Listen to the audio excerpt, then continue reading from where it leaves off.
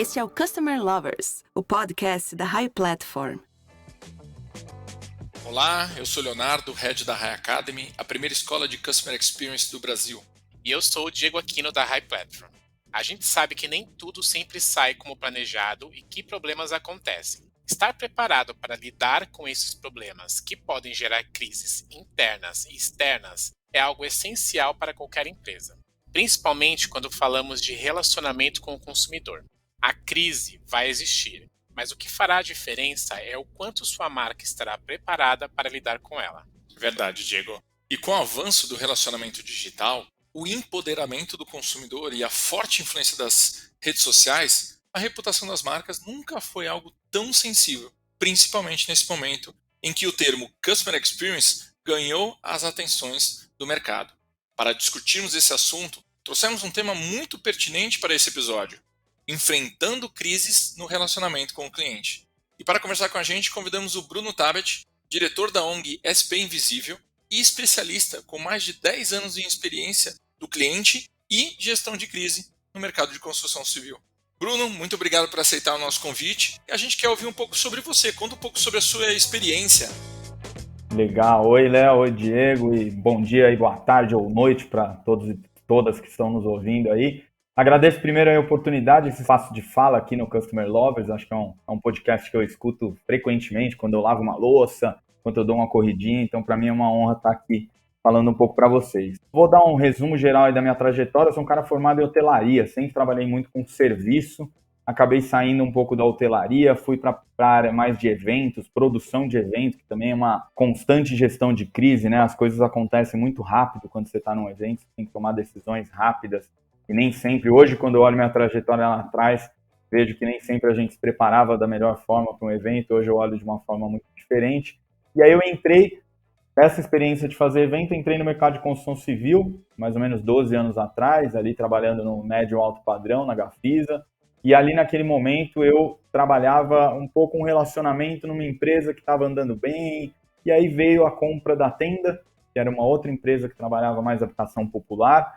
E ali que eu comecei a vivenciar um pouco mais de gestão de crise. Então, a Tenda era, na época, uma empresa em crise, isso foi noticiado muito fortemente na época, ela acabou levando até a Gafisa a ter um prejuízo muito forte, e a Tenda foi comprada com várias obras em atraso, vários projetos ruins, e a companhia, naquele momento, tomou a decisão de resolver os problemas dos clientes e entregar aquelas obras em atraso.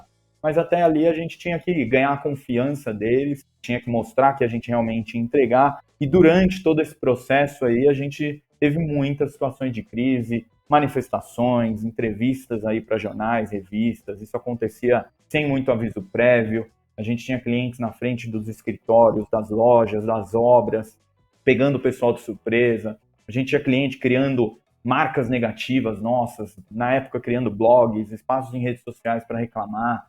Então a gente viveu ali algum tempo de turnaround da companhia, que a gente fala, né, que foi essa virada de jogo aí, que a gente resolveu muita crise, vivi muito esse gerenciamento de crise, mas graças a um bom trabalho aí, passaram-se essas entregas, a empresa entregou todas e hoje a Tenda está muito bem. Eu acabei saindo da companhia no ano passado, já trabalhando aí numa fase com menos crise, já trabalhando melhor aí a experiência do cliente. E aí eu decidi vir para o mercado aí um pouco mais do terceiro setor, né? Sempre foi um negócio que eu me conectei muito. E aí vim trabalhar com responsabilidade social na ONG SP Invisível e ainda atuo com algumas consultorias e conduzindo alguns eventos para o mercado de construção civil. Bruno, o que você considera uma crise no relacionamento com o consumidor? E quais são os tipos mais comuns? Bom, Diego, primeiro eu gosto de esclarecer que existe uma diferença grande entre gestão de crise e gestão na crise, né? Acho que isso daqui é um ponto que vale a gente colocar. Então, a gestão na crise é o que a gente está vivendo hoje, por exemplo. A gente tem uma pandemia, é algo que diz respeito à sociedade como um todo. É que nem aquela greve que teve em 2018, caminhoneiros, né, que afetou muitas empresas. Então, acho que isso é uma gestão na crise, né? Porque é bom diferenciar para o pessoal entender, porque aqui a gente vai falar de gestão de crise. É quando é algo específico, que diz respeito a uma empresa, ou de repente a um setor, a um grupo de empresas. No caso, um rompimento de barragem, por exemplo, ou até a própria Operação Lava Jato, que foi para um determinado grupo de construtores. Então, isso é mais para fazer um disclaimer inicial aqui. Então, de forma sucinta aqui, uma crise no relacionamento com o consumidor é quando o problema ele ultrapassa alguns limites, né? Ele passa a desencadear reações negativas, que elas podem até impactar a reputação da organização, o andamento dos negócios, o valor das ações, né? E até a solidez financeira das empresas. Então, quando deixa de ser um problema, ele ultrapassa esses limites, ele vira uma crise, tá? Falando de tipos, né? Não tem exatamente tipos de crise, Diego, mas eu vou falar especificamente das crises com os clientes, que a gente pode elencar alguns motivos pelas quais elas acontecem, tá? Acho que o mais clássico é a empresa ignorar problemas que saem um pouco do que a gente pode chamar de aceitável. Então, é aquela famosa falta de empatia, né? De se colocar no lugar do cliente. Então, vou dar um exemplo aqui do meu mercado de construção civil. Se você tem um problema na casa do cliente, você tem, por exemplo, uma goteira no meio da sala dele, e você tem uma infiltração, que é uma manchinha na parede, ali no canto, que ela está até escondida, você tem que entender o que vai incomodar mais o cliente. Aquela goteira vai incomodar ele todo dia. Aquilo vai ser um negócio que vai infernizar a vida dele. É que nem nessa fase de home office, faltar internet na casa de um cliente. Então, acho que essa falta de sensibilidade é uma coisa que gera crises muito fortes. Eu acho que um outro ponto é não identificar perfis de clientes mais críticos, principalmente aí os mais influentes, né, que podem fazer mais barulho, independente do tamanho do problema deles. Até várias empresas, principalmente de telecom, elas têm inclusive áreas específicas para atender conta de influenciadores, né? Aí você vai falar, poxa, mas vai priorizar o atendimento só porque a pessoa é influenciadora? Olhando sobre a ótica da empresa, é importante que ela tenha um cuidado diferente, porque esse influenciador pode causar um dano de imagem gigantesco para essa empresa.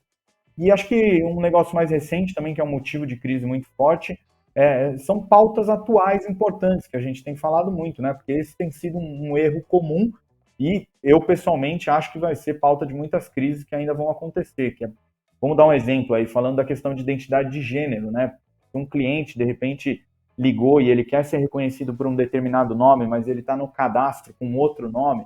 Pode parecer meio óbvio que você vai falar pelo nome que ele quer ser apresentado, mas se a equipe não estiver bem orientada, ela não tiver essa sensibilidade ali na forma de conduzir esse atendimento, isso pode causar um problema de imagem. Essa conversa pode ser replicada numa rede social e podem considerar a empresa como um todo preconceituosa. Então, tem que ter um manual de diversidade, tem que falar sobre isso em treinamentos internos, dar repertório e orientar essa equipe de atendimento. Mas, enfim, só para fechar, acho que de forma geral, o grande campeão aí nas crises de relacionamento com o cliente é o mau atendimento, né? São sistemas ruins, equipes mal treinadas, processos ruins, equipes sem compromisso, ou a própria empresa, né, que não tenha compromisso com o consumidor. Eu acho que isso pode fazer também com que muitos colaboradores, às vezes, que estão mal cuidados, eles, como colaboradores, eles acabam atendendo mal o cliente por estarem insatisfeitos com o seu trabalho. Então, acho que a má qualidade no atendimento é um baita fator de risco aí para uma crise com o consumidor. Acho que de forma geral é isso. E Bruno, aproveitando o assunto, né, falando sobre mau atendimento, estamos vivenciando um novo momento das relações com os consumidores, né? O fator digital.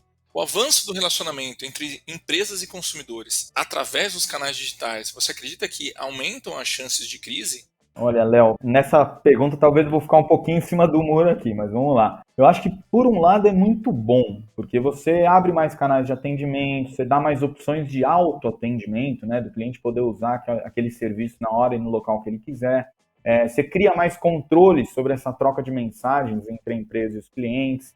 Isso tudo, se bem feito, né, obviamente, traz um monte de vantagem nessa relação. Eu acho que um ponto principal é em relação aos dados, né? E se eles forem bem trabalhados também, você pode identificar facilmente os clientes mais críticos, você pode identificar os problemas que estão se repetindo. Então, com isso, você tem oportunidade aí de se antecipar a crise, acho que de conhecer melhor os seus problemas. Vou dar um exemplo prático aqui. Se tem muito cliente numa determinada região ligando para reclamar de falta de internet, voltando a falar aí de empresa de telecom, ela já consegue mapear isso através dos dados e já agir muito rapidamente. Então, hoje em dia, até quando você liga numa central, já tem aquela URA automática, né, que já te avisa, olha, determinada região está com problema de internet e já te dá uma previsão de retorno à normalidade. Então, isso, de certa forma, deixa o cliente mais tranquilo de que a empresa sabe do problema e que está atuando, né? Então, acho que esse daí é um lado de que é bom essa digitalização da relação. Por outro lado, eu acho que qualquer cliente também hoje em dia pode gravar uma ligação, ele pode gravar uma troca de mensagens com a empresa. Então, qualquer erro muito pequeno de um atendente, né, por exemplo, ali numa situação de atendimento, isso pode ser potencializado nas redes sociais, pode ter um recorte daquele atendimento que a pessoa joga na rede social, olha o que o cara falou, sem contexto, e isso pode gerar já uma baita crise. Por menor que o problema possa parecer, e até a empresa se explicar, né, ali já pode ter causado um baita problema de imagem. Então, acho que a digitalização fez com que os telhados ficassem um pouco de vidro ali nas empresas, elas têm que ter um cuidado maior. Mas para sair de cima do muro aí, Léo, vou responder que sim, tá? Eu acho que com essa digitalização tem um maior risco, mas não pela digitalização simplesmente dessa relação empresa-consumidor. Acho que o risco vem pela digitalização de todas as relações, né? Pela criação das redes sociais. Bruno, é possível se antecipar a essas crises? E como a gente pode fazer isso? Boa, Diego. Acho que essa é a melhor pergunta. Com certeza é possível se antecipar. Acho que quando a gente fala de gerenciamento de crise, acho que esse é o principal assunto que a gente tem que conversar. Porque, na prática, um bom gerenciamento de crise é nem deixar que a crise aconteça. Tá? Então, isso que é uma premissa. Então, de acordo com o estudo do ICM, que é o Institute for Crisis Management, que é um instituto super renomado aí para falar desse assunto, 86% das crises são previsíveis. Ou seja, só 14% delas são inesperadas. Então, as melhores formas de se prevenir uma crise é, antes de tudo, você mapear os riscos dela acontecer. Então, toda empresa, independente do tamanho e do tipo, inclusive eu estou fazendo agora um mapeamento de risco aqui na ONG que eu trabalho, toda empresa precisa fazer uma boa matriz de risco, que também é conhecida como matriz de probabilidade e impacto, né? Você vê a probabilidade daquilo acontecer e o impacto que pode causar. Essa é uma ferramenta super conhecida e ela é utilizada para identificar e determinar o tamanho de um risco. Então, acho que todo mundo pode dar um Google aí, dar uma olhada nessa matriz, que eu acho que vale muito a pena, independente do negócio que a pessoa trabalha. Mas não adianta só conhecer os riscos, Diego, e você não fazer nada com isso. Então, tem que criar, a partir desses riscos mapeados, tem que criar controles, tem que criar ações de prevenção. Então, vamos dar um exemplo prático aqui também. Aquela morte que ocorreu no supermercado no Recife. Se isso tivesse sido mapeado, talvez isso ia estar ali como um risco pequeno de acontecer, né? Mas um impacto grande. Porque de fato pode acontecer. Isso pode acontecer dentro de uma empresa, de uma obra, de um shopping, de qualquer tipo de estabelecimento, né? A empresa poderia ter treinado os colaboradores em como atuar nesse tipo de situação. Então, evitaria que aquela ação que o colaborador tomou naquele momento seja algo por uma decisão individual, que é feito ali no calor de um acontecimento tão inusitado, tão triste como esse. Então, eu acho que o mais importante é sempre se preparar. E aí, dentro desse tema, eu até deixo aqui tem um slogan desse mesmo instituto, que é o ICM, eu vou gastar meu inglês aqui, que ele fala "Better to prepare and prevent a crisis than to repair and repent". Ou seja, melhor se preparar e prevenir uma crise do que reparar e se arrepender. Então, por isso, o gerenciamento de crise é muito importante. Aí, eu deixo o recado, como eu sei que muita gente dessa área de relacionamento com o cliente nos escuta, e enfim, não só dessa área, mas todos e todas aí que estão nos ouvindo, eu deixo um velho ditado, de uma forma mais simples, né, para vocês refletirem. Que é melhor prevenir do que remediar. E aí eu faço, dentro disso, uma provocação. Deus queira que não aconteça, mas só uma suposição aqui. E se alguém morresse hoje em algum estabelecimento da sua empresa, será que você tem um procedimento hoje escrito de como essa pessoa deve agir naquela situação? Porque se você não tem, a sua empresa também não está bem preparada para essa situação e ela também corre o risco de ter uma crise de imagem, como aconteceu nesse supermercado, sem entrar no detalhe. Mas, enfim, acho que se ainda não tem, está em tempo de preparar. Eu acho que o gerenciamento de crise, ele, como eu falei, ele é muito mais prévio, né? Muito mais você se prevenir a crise. E, Bruno, por que nos últimos anos o consumidor se tornou mais exigente quando falamos de atendimento? Olha, Léo, eu vou falar um pouquinho da minha percepção aqui. Eu acho que são dois principais motivos. Eu acho que primeiro é pelas referências, né? Eu acho que os bons exemplos de atendimento, eles são muito mais disseminados nas redes sociais, principalmente. Aí você tem no LinkedIn, diariamente você entra lá, você vê algum exemplo de um bom atendimento ou coisas do tipo. Você vê até o próprio Razões para Acreditar, às vezes ele fala só de coisas do bem, mas às vezes tem situações de atendimento bem feito ali a clientes. Então, tem empresas de ótima qualidade de atendimento que fizeram a régua subir, né? Então, hoje em dia, você que trabalha numa área de atendimento ao cliente, o seu concorrente não é só aquela empresa do seu segmento. Falando de atendimento ao cliente, o seu concorrente são todas as empresas que estão atendendo bem. Porque eu, por exemplo, era da construção civil, eu tinha que atender tão bem quanto uma boa empresa de setor bancário ou um bom marketplace ou qualquer coisa do tipo. Porque eu acho que a régua subiu. Então, acho que esse é o primeiro ponto do cliente ter se tornado mais exigente. Mas eu acho que o principal motivo é que os clientes hoje estão mais empoderados, mais, para usar a palavra da moda aí, né? E mais conhecedores dos seus direitos. Eu acho que isso começou lá atrás, desde a criação do Código de Defesa do Consumidor, depois os PROCONs, até o próprio site do Reclame Aqui, e já nos anos mais recentes, quando os consumidores começaram a ganhar voz nas redes sociais, né? Eu acho que quando iniciou com o Orkut, ele tinha muito pouco esse papel, esse espaço de reclamação. E na época, até citei na minha apresentação aqui, algumas pessoas criavam blogs e criavam sites só para reclamar das empresas, né? Ah, eu odeio tal empresa, não compre nessa empresa. E isso virava um blog e tinha uma repercussão enorme. Agora, falando das redes sociais atuais, o Facebook, o Instagram, acho que talvez principalmente o Twitter, elas viraram espaços comuns para falar de bons e maus exemplos de atendimento.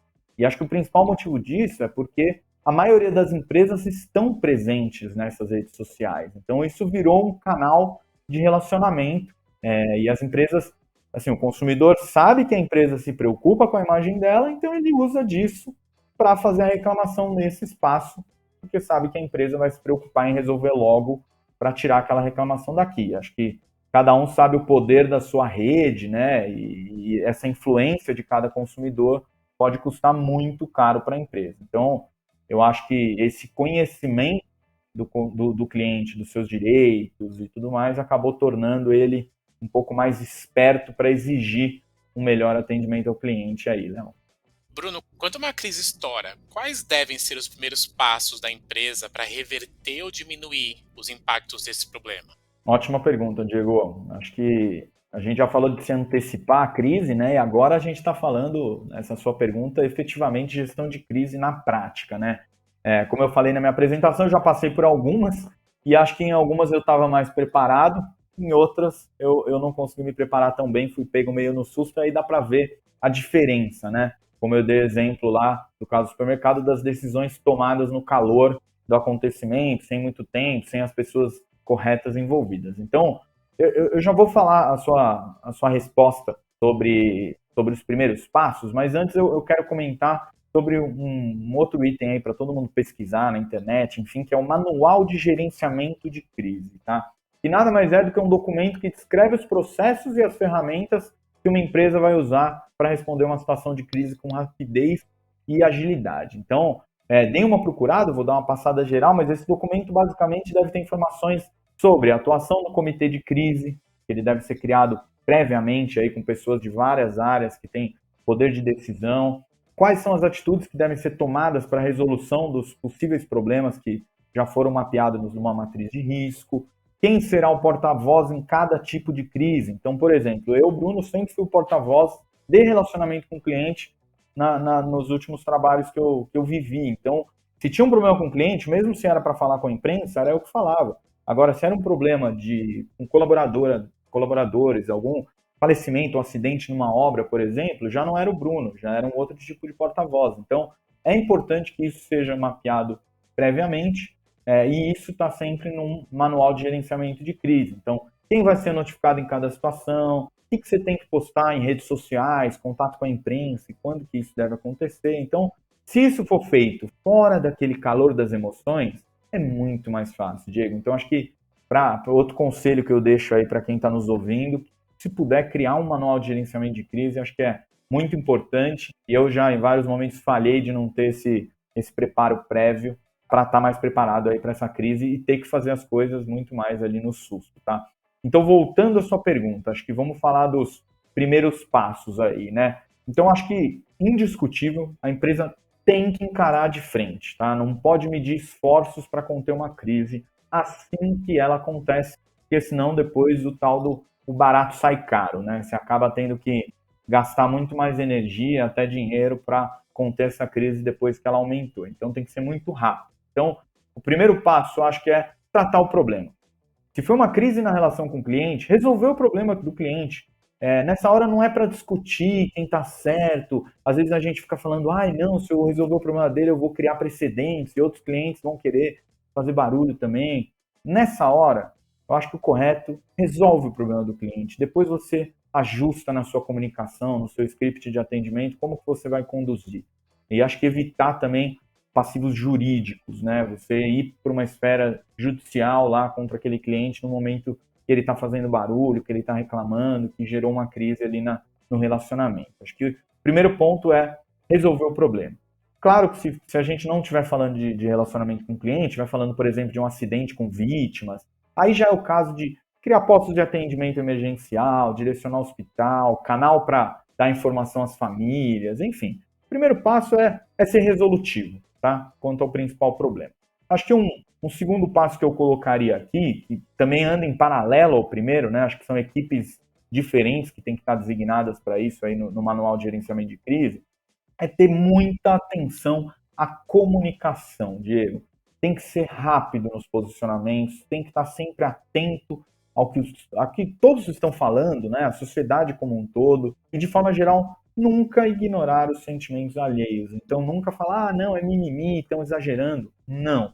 Se as pessoas estão falando, leve a sério e conduza isso da melhor forma. Então, por exemplo, sempre manter os colaboradores informados, porque dependendo do tamanho da sua empresa, eles também são importantes disseminadores aí de informação, né?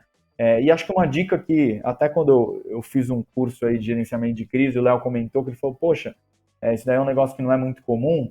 Algumas empresas criam o que é chamado de dark site ou ghost site. Basicamente é um site que você já deixa, uma landing page que você já deixa preparada. Se você tiver uma crise, isso é muito comum em empresas de aviação. Então, por exemplo, se cair um avião hoje, de uma Gol, uma Latam, qualquer coisa, essa empresa já tem uma página que ela sobe ali pronta, já com todos os espaços de comunicação, porque aí você não tem uma demora de desenvolvimento, você já deixa o espaço pronto. Aconteceu a crise, sobe essa landing page como oficial ali do site, e ali você já disponibiliza canais de contato, já dá destaque a um vídeo ou uma nota de esclarecimento, ou seja, você é muito rápido na comunicação para garantir que você seja a principal fonte de informação assim que a crise estourar. Então você evita até as fake news aí, né? Porque geralmente o primeiro caminho que as pessoas vão buscar informação sobre alguma coisa que aconteceu, ou é no site ou nas redes sociais da empresa. Então, se você não colocar nada nesses canais, você perde o controle dessa informação e as pessoas vão buscar em outros lugares. E aí, dentro desses passos, também deixo um conselho que é nunca faltar com a verdade. Então, assumir responsabilidade, não tentar enganar ninguém, partir para uma discussão jurídica, como eu falei, porque com isso você pode potencializar uma crise que já existe, pode piorar as coisas, porque na crise os holofotes vão estar sempre voltados para a sua empresa. Então, qualquer movimentação que você fizer, ela é facilmente percebida e as pessoas sempre vão procurar ali um pelo em ovo, como a gente diz, vão achar alguma coisa para somar ao problema que você já está vivendo. Então, acho que de forma resumida eu deixaria esses dois passos aí, que é, primeiro, resolver o problema e segundo, ser ágil na comunicação. Além da área que lida diretamente com o consumidor, qual o papel das outras áreas da empresa no enfrentamento de uma crise? Olha, Léo, acho que, antes de mais nada, acho que o importante é entender que a crise nunca é de uma área ou de outra, né? Acho que a crise é da empresa. Então, toda empresa deve estar atenta aos acontecimentos e, sempre que possível, também preparada para atuar, nem que seja apenas como um agente disseminador de informações. Então, pode ser falando sobre a ação positiva da empresa na roda de família, entre amigos, enfim. E vai de encontro com o que eu falei antes, né, de que a comunicação dos colaboradores sobre as ações que estão sendo tomadas na crise, né, pela companhia, é fundamental. Mas respondendo a sua pergunta aí de um lado mais operacional, né, se tem uma área lidando diretamente com o tema da crise, aqui acho que no caso a gente está falando de uma área de atendimento ao cliente, o fundamental para as outras áreas da companhia é que elas deem máxima prioridade às demandas dessa área de atendimento, né, durante esse período de crise, estejam inteiramente à disposição. Então, por exemplo, uma área de TI tem que agir rapidamente para subir uma informação no site ou numa URA de atendimento do call center, sem ter aquelas aberturas de chamado e aqueles prazos, enfim. Vou até dar um exemplo de uma vivência que eu tive. A gente teve uma manifestação na frente do escritório, a gente tinha uns 50 clientes na época reclamando pela entrega dos seus apartamentos.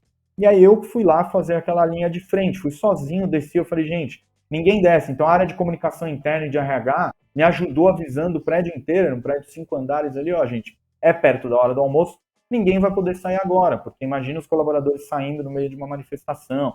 Então já me ajudou orientando, caso essas pessoas, alguém encontrasse alguma pessoa em manifestação, como que deveria conduzir aquela situação.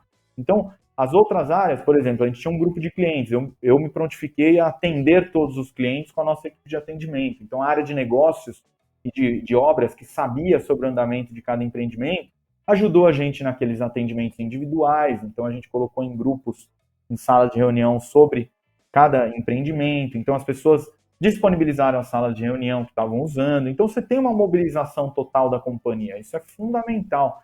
E aí eu percebi que em outras situações de crise as pessoas já vinham me perguntar, poxa, como eu posso ajudar? O que eu posso fazer? E se prontificaram a sempre ficar à disposição. Então, acho que o recado geral é, a crise é da empresa, a crise não é de uma área, e mesmo que seja uma área liderando, e a área que estiver liderando tem que ser ouvida pelas outras áreas e tem que ter um SLA mais curto aí de atendimento interno para qualquer demanda que ela tem. Bruno, o que deve mudar em uma empresa depois da crise? E que conselho você daria para uma empresa que está passando por uma crise?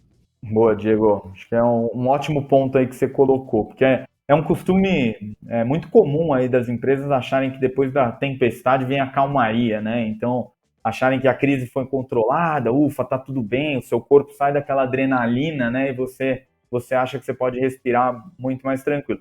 Realmente pode, é claro, né? Depois que a crise passou, se ela foi controlada, você tem que dar uma respirada, né? Até para a gente não acabar com a nossa saúde mental, porque é difícil passar por uma crise, mas você não pode perder aquela diligência e cuidado sobre o assunto, tá? Então, depois da crise é um grande erro você esquecer dela. Então, tem que ter uma atuação quase tão cuidadosa quanto durante a crise. Um pouco menos estressante, mas também muito cuidadosa. Você tem que avaliar a dimensão do dano, você tem que rever o seu mapeamento de risco. Poxa, se essa crise aconteceu, ela não estava mapeada, por que não estava mapeada? Então, se você tem, né, claro, um mapeamento de risco, então você tem que listar e documentar os aprendizados. E, por exemplo, eu já passei por algumas manifestações na minha vida. A forma como eu atuei na primeira foi muito diferente da forma como eu atuei na segunda ou terceira, porque eu já tinha os aprendizados ali muito na prática, mas eu podia ter saído da companhia. Será que a próxima pessoa que entrasse ia saber lidar com isso, com os aprendizados que eu vivia ali? Então, na época, né, acho que talvez sem tanto conhecimento teórico, eu fiz reuniões com a minha equipe, dividi com todo mundo os aprendizados, a gente discutiu muito isso para todo mundo ficar com esse know-how. E acho que o mais importante é criar essas medidas mais rigorosas, né, para evitar que a crise ocorra novamente. Dependendo do tamanho, da repercussão da crise, também você tem que colocar um plano de recuperação da imagem. Então, por exemplo, empresas que passam por um problema de racismo, que ações que elas estão, que medidas elas estão tomando depois dessa situação de crise, por uma situação de racismo? O que elas estão fazendo na sociedade, entre os seus colaboradores e clientes? Que atitude que elas estão tomando sobre aquele tema? Que políticas ela criou? Enfim, tem que mostrar para a sociedade que está mudando. Então não pode só falar, né? Tem que fazer, mas também não basta só fazer, tem que falar. Então, primeiro faz e depois fala, porque aí você consegue buscar uma recuperação da credibilidade sobre aquele tema, tá? E acho que também, dependendo do tamanho do problema, essa crise nunca mais pode deixar de ser revisitada, tá, Diego? Então, pensando, por exemplo, em peças publicitárias e campanhas, você tem que tomar cuidado para evitar uma gafe, né? Até voltando, por exemplo, do supermercado que eu dei lá, do caso do falecimento, que foi coberto ali com guarda-chuvas e tudo mais. Aquele supermercado tem que tomar um cuidado numa peça publicitária para não ter uma imagem ali de um guarda-chuva de uma forma parecida. Parece um detalhe pequeno, mas isso aí pode virar tanto para um lado de uma piada, né, como no lado de crise. Então, também tem um caso clássico da American Airlines, teve o caso, quem quiser dar um Google aí depois olhar, que é o United Breaks Guitar, que foi um caso de uma das maiores crises de relacionamento com o cliente, que um cliente teve sua guitarra quebrada e era uma guitarra de um altíssimo custo, e a American Airlines ignorou esse cliente, deu a negativa, falou, não, a gente não vai reembolsar, e aí esse cliente criou uma música, um clipe que viralizou na época no YouTube, as redes sociais nem eram tão fortes, mas teve mais de 1 milhão de visualizações, que para a época era muito, e ficou muito conhecido. E aí, recentemente, a American Airlines teve um outro problema de relacionamento com clientes, na verdade, de uma agressão que aconteceu dentro de um avião, e é claro que as pessoas recordaram daquela crise que aconteceu há mais de 10 anos atrás. Então, o ponto aqui é, as crises passadas, elas sempre vão ficar na memória dos consumidores, principalmente agora na era da internet. Então, tem que ter um cuidado, as pessoas dentro da empresa têm que saber dessas lições aprendidas e tem que ter muita atenção para não dar nenhuma gafe e para não acontecer de novo. Acho que, de forma geral, é isso. Pós-crise é tão importante quanto o momento de gestão de crise e o pré-crise. Acho que não pode diminuir esse cuidado em nenhum desses momentos.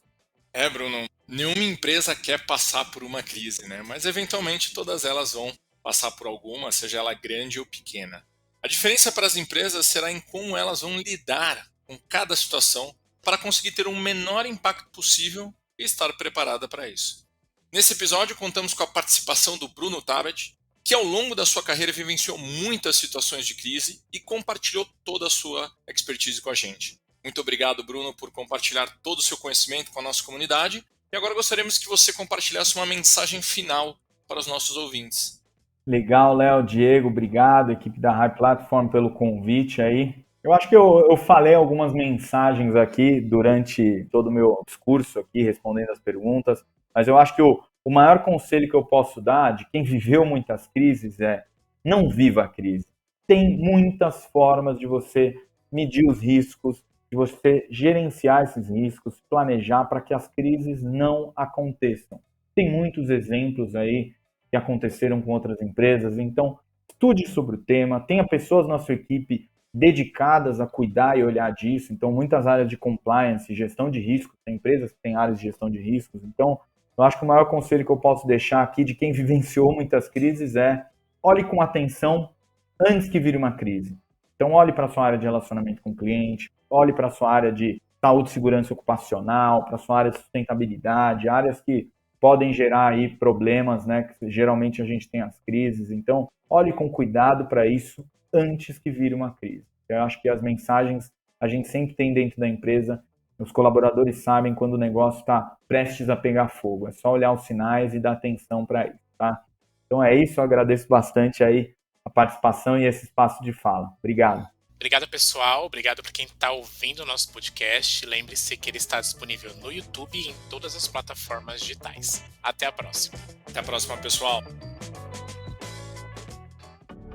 Você acabou de ouvir o Customer Lovers, o podcast da High Platform. Dá uma acessada no nosso Instagram, @HighPlatformBR. e se liga no conteúdo que rola por lá.